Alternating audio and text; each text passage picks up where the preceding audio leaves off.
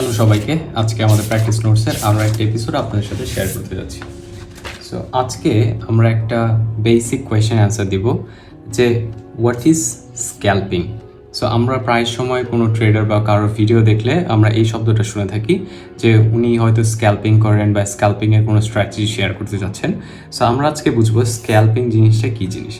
Scalping basically হচ্ছে একটা chart যখন আপনি অ্যানালাইসিস করবেন, এই ছোট্ট যে মুভমেন্টটা হচ্ছে চার্টের মধ্যে, এই মুভমেন্টটাকে ক্যাপচার করে আইদার আপনি এখান থেকে প্রফিট করবেন অর আপনি লস করবেন।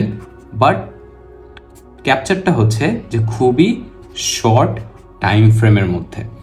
যখন আপনি খুবই শর্ট টাইম ফ্রেম বলতে বোঝাচ্ছি, ধরেন কোনো একটা ট্রেডে আপনি 30 সেকেন্ডও থাকতে পারেন, কোনো একটা ট্রেড আপনি 5 মিনিটসও থাকতে পারেন। সো এই যে স্মলার টাইম ফ্রেমটা, স্মলার সেট আপটা, এই স্মলার সেট আপকেই বেসিক্যালি স্ক্যাল্পিং বলে। ছোট ছোট স্ক্যাল্প করে আপনি প্রফিট জেনারেট করতে পারেন অথবা আপনার লসও হতে পারে।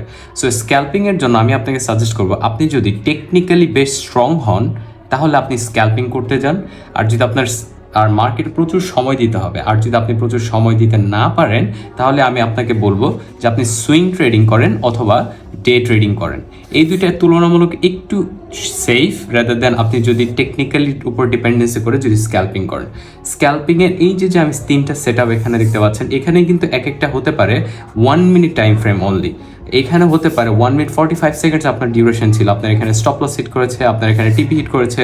এগুলো খুবই শর্ট টাইম ফ্রেমের মধ্যে আপনার এই সেট আপগুলো করে নিতে হয়। সো বেসিক্যালি এগুলোই হচ্ছে স্ক্যাল্পিং।